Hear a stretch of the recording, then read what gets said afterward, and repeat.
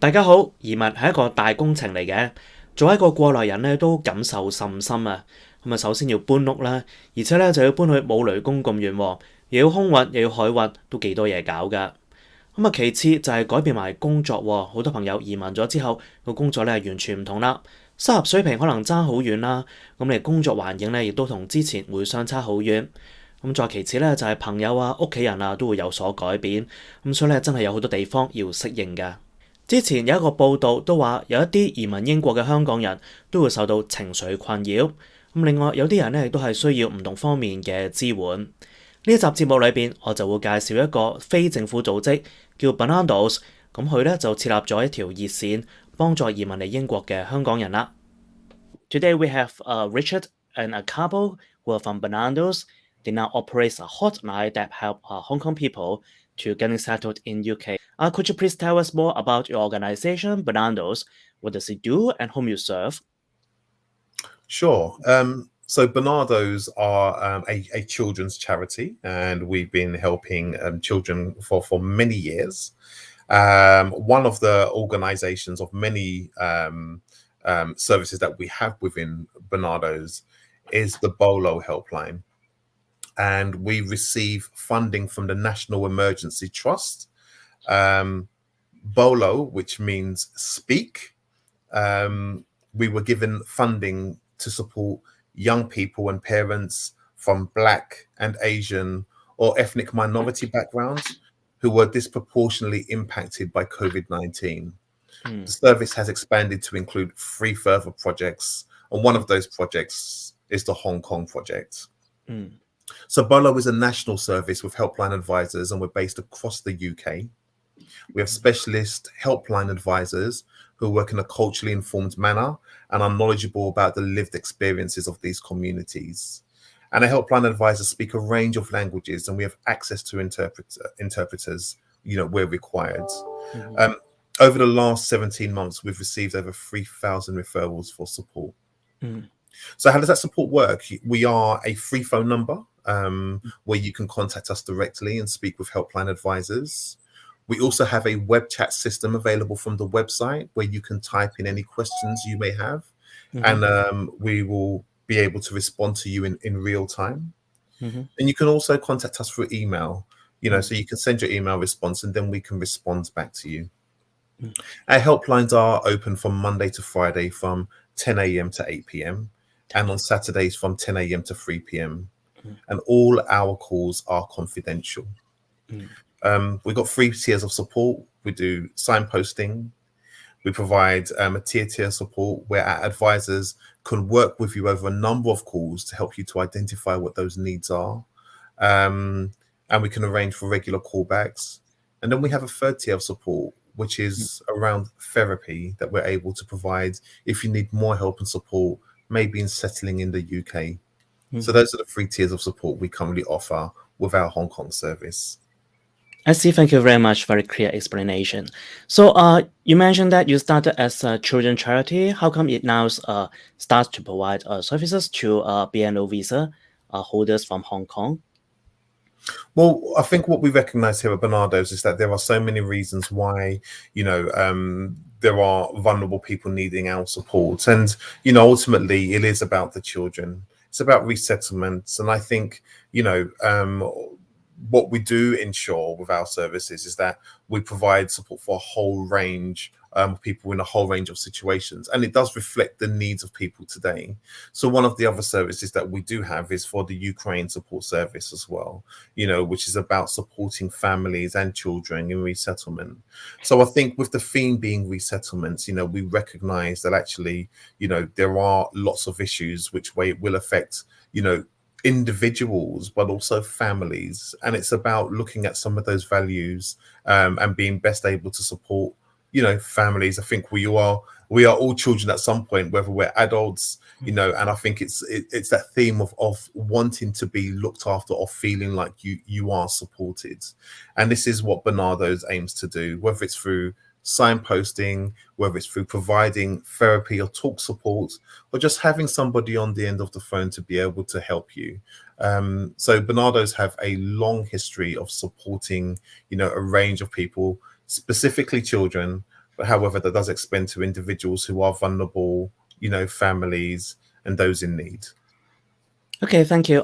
So could you also tell us how the hotline is funded? Is it funded by the government or other donation or something? So the phone line is donated by the government through the Welcome Charities Funds. The government funds several of these organisations across the UK for the Welcome Funds. So yes, we for this specific service, we receive government funding. It's for a short space of time, and that time is really about how we can access Hong Kong nationals and support them. And we do that in several different ways. So for example,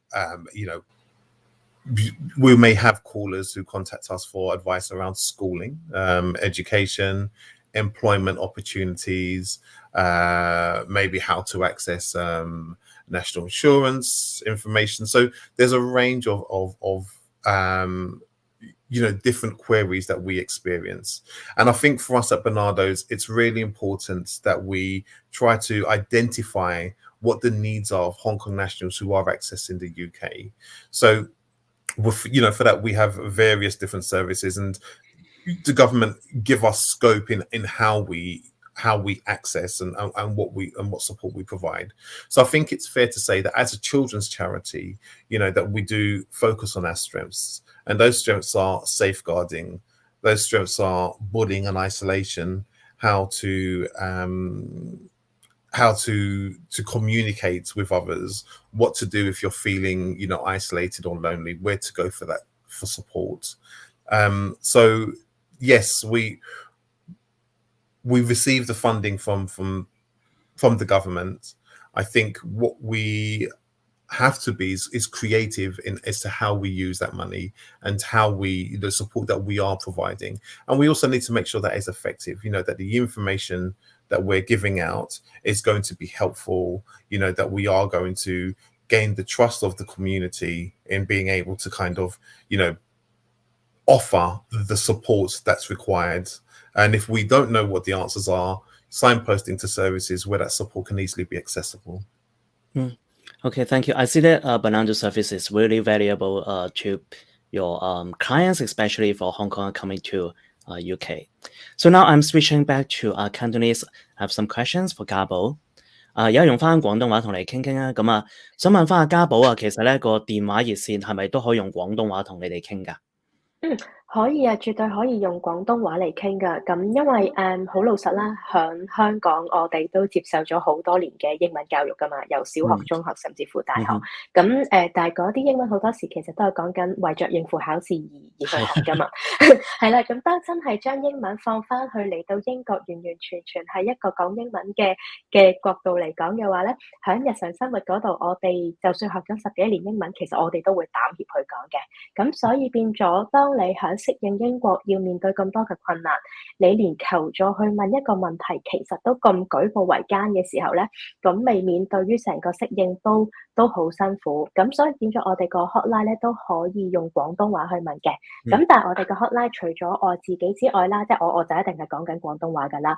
咁但係仲會有其他嘅同事，咁佢哋都係好多都係喺英國土生土長啦，唔同嘅文化背景啦，唔同嘅族裔啦，咁佢哋會講英文為主嘅。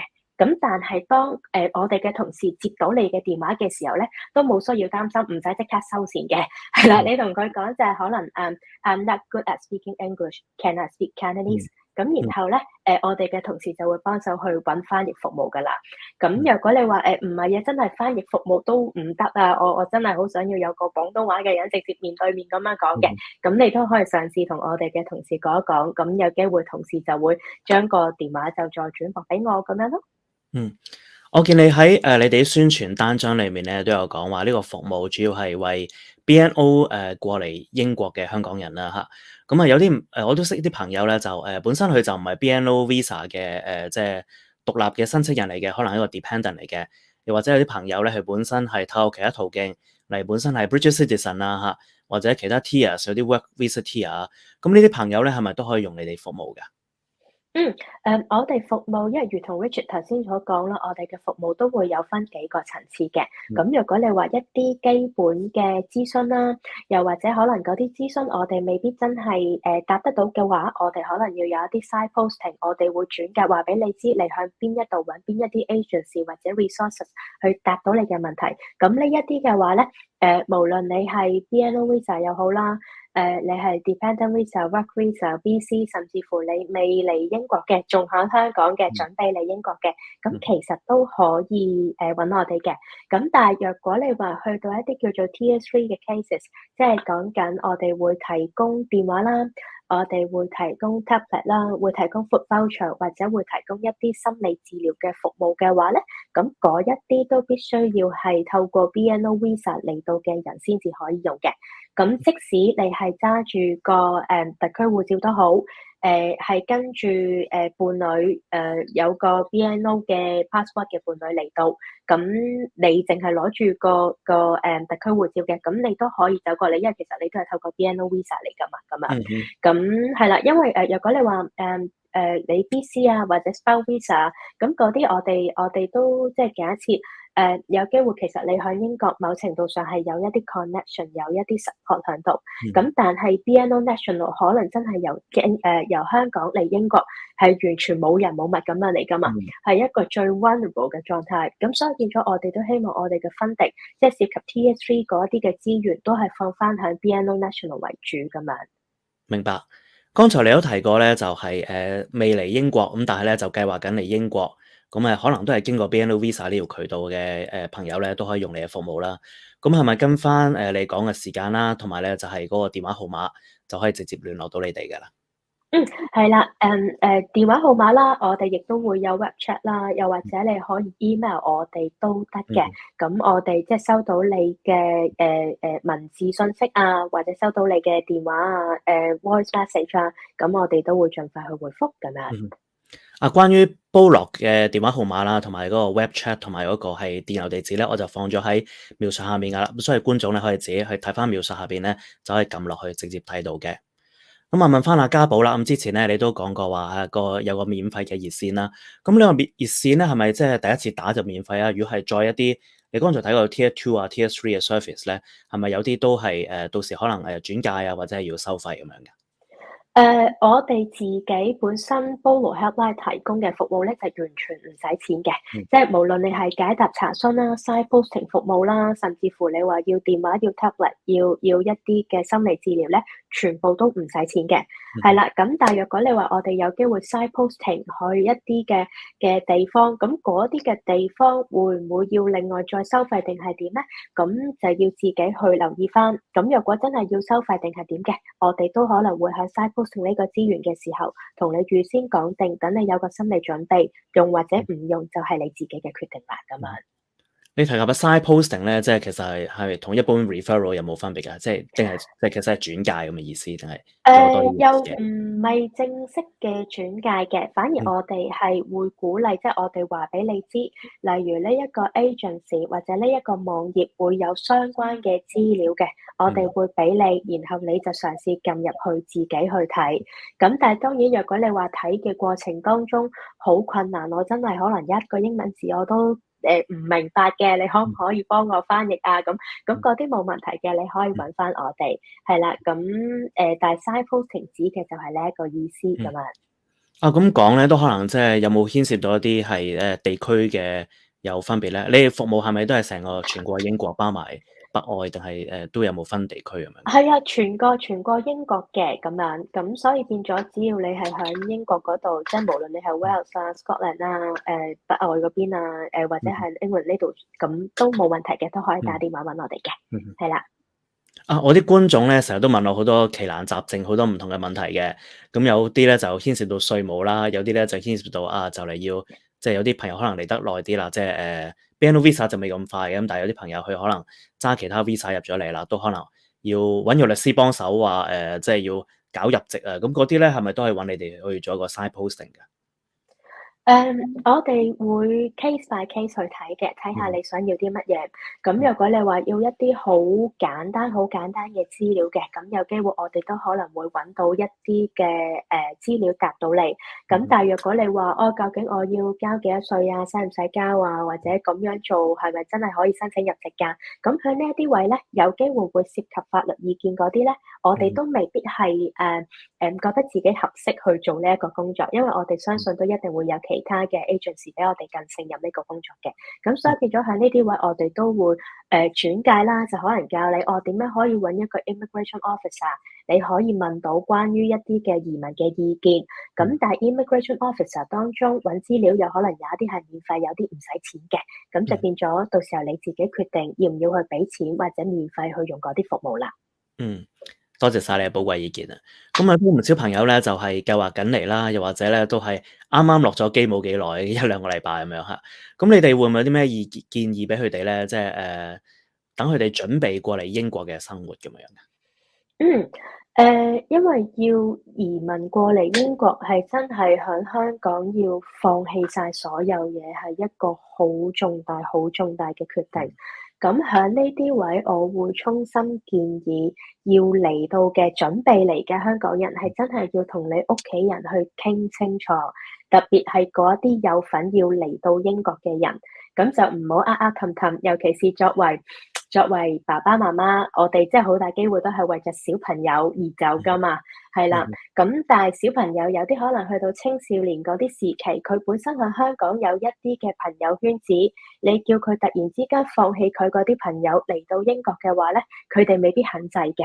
咁所以變咗喺呢啲位就唔好氹氹申請住先啦，話唔定唔使咧，咁係啦。咁點知有咗個 visa 之後就同小朋友講，我例如2個禮拜之後出發㗎咯喎，咁係啦。咁喺呢啲位咧，好大機會會做到佢哋喺適應英國嗰個嘅狀態未準備好啊。咁亦都試過我哋會接到有一啲嘅個案，小朋友嚟咗英國呢度讀書幾個月，都完全係未適應到，仍然都會有好嚴重空隙嘅一個狀況。咁所以變咗一涉及呢一啲咁重大嘅決定咧，都真係要同屋企人去傾清楚、講清楚先至可以㗎嘛。咁另外仲有第二樣嘢咧，就係有啲人咧覺得移民咧可能會同生小朋友一樣，即係好似譬如婚姻狀況都有衝突㗎喎，話唔定生多個仔，屋企啲嘢唔同晒咧咁樣，係啦，話唔定可能屋企嘅狀況或者同小朋友會吵吵鬧鬧，嚟咗英國可能會好咗咧，咁喺嗰啲位咧都真係要慎重考慮，即情況未必轉咗個環境好咗嘅，因為講緊所有人都要重新適應喺呢一度嘅新生活，咁再加上一開始初期嘅時候咧，唔係大家各自有工返㗎嘛，有可能好一段時間都會困咗喺間屋仔入邊，日對夜對咁樣。咁喺呢啲位咧，爭吵嗰個嘅密度咧，一定會比香港係多咗，甚至乎嚴重咗嘅。咁所以變咗喺呢啲位，事前都一定要傾清楚，或者大家一齊傾下。但係點解可以一條心，一家人一條心咁樣去適應呢一個重大嘅轉變咧？係啦，咁喺呢啲位都真係要一家人一齊上齊落先至可以做得到嘅。咁另外仲有就係喺我哋適應當中會有好多嘅心情啊、百感交集啊，咁再撈埋揾工啊、幫小朋友啊，即係揾學校啊、教育嗰啲位咧，好多嘢積埋嘅。咁我哋都會建議就係先處理好我哋自己嘅心情，係啦，然後我哋先至會有空間，會有一個廣闊嘅視野去處理我哋眼前嘅事情。咁呢一啲就係建議啦。咁我又問一問 Richard 啊，Hello Richard。Do you have any opinion or suggestion would you like to give to Hong Kong people, the BNO national who just arrived in UK or who are ready to come to UK? Yeah, I would actually. I think what I would say is that here at Barnardo's, we do recognize, some of the difficulties associated with, relocating to another country. We understand the difficulties in, being isolated, having to learn new cultures, new systems, making new friends, communication, and all of those things. I think we've had many years experience in working with those who have relocated and have struggled, for so many reasons. And sometimes it can be quite difficult, to understand exactly what is needed, from the practical things such as, devices which we give out or food vouchers, for example, but also some things around your own mental state in terms of changing and trying to come to terms with some of the changes that you have made. And, that's met with the offer of therapy that we provide. I think we have this understanding that we will do whatever we feel we need to try to understand those who are in need.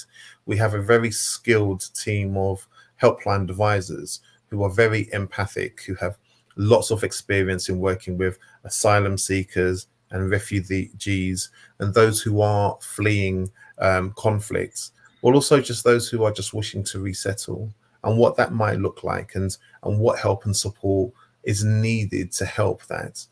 And in particular with the Hong Kong service that we have, I think it's very important for us to be able to have an understanding as to what are some of the major issues, which will help, or some of the problems in relocating.